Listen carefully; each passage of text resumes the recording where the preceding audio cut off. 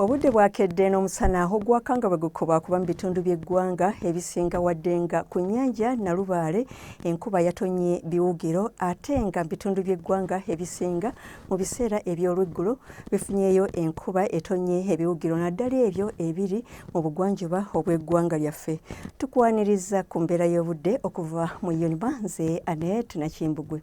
Ekifaananyi eky'ebyembeera y'obudde ku ssemazinga Africa kiraga empeweempeweevu ezikunguuta okuva mu gabira g'e Congo okudda ku ggwanga lyaffe awamu n'ezo empeweevu okuva ku nnyanja Nalubaale awamu ne ku gusozi Elgon nga kye kiviiriddeko enkuba etonnya ebiwugiro mu ggwanga.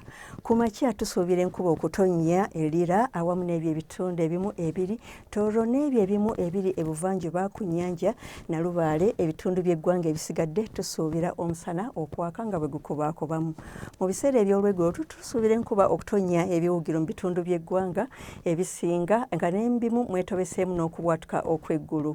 Ebbugumu ly'empewo erya waggulu tulisuubira okulinnya okutuuka ku centigrades 32 eyo mu Karamoja, ate ebitundu by'eggwanga ebisigadde tusuubira temperature okuba wakati wa centigrades 27 okutuukira ddala ku 31, ate yo e Kabaale tusuubira temperature okutuuka ku centigrades 24.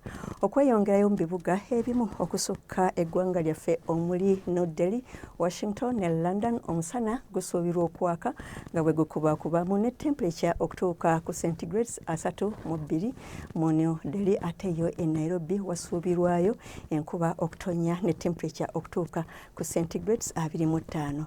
Yo mu Moscow obudde busuubirwa okubeera obw'ekiddedde ne temperature okutuuka ku centigrades 16.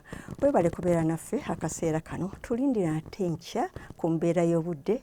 Akaseera ke kamu, weeraba.